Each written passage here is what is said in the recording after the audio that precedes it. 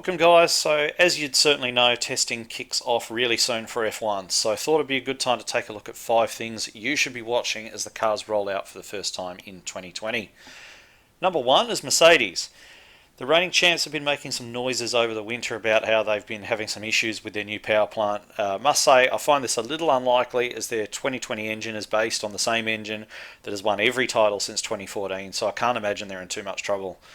I'm reminded of how just before about every race up until around about half season they would tell us everyone that they were struggling and that Ferrari was quicker, only for them to go out and dominate. They did this until around half season when Ferrari actually did go quicker, which is kind of odd. Number 2 is Ferrari, and Ferrari have been doing the bridesmaid role to Red Bull and then Mercedes for a decade now, and the last year descended to a level where you wouldn't trust them to run the bathwater, let alone 2 racing cars. And despite being quick for periods in 2019, they never could really make the most of the opportunities that speed gave them, often losing races they really ought to have won. The ridiculous spectacle of spending half the season trying to figure out who their number 1 driver was, often during the races, before deciding that after all they didn't have one, shot their season down before it ever got going. The Tifosi is still living in hope, but Red Bull does seem to be on their way back up again as well. Which brings us neatly on to number 3, which is Red Bull. Red Bull seem to be getting it together again, to the point that you could imagine Max Verstappen having a really good crack at the title this year. Honda seem to have finally moved on from ruining the back end of Alonso's F1 career, although they're still working on his Indy career, and seem to be making enough horsepower to generate the kind of pace at which Adrian Newey's aero will actually start working. Max is committed to Red Bull long term now, meaning he must be liking what he's seeing.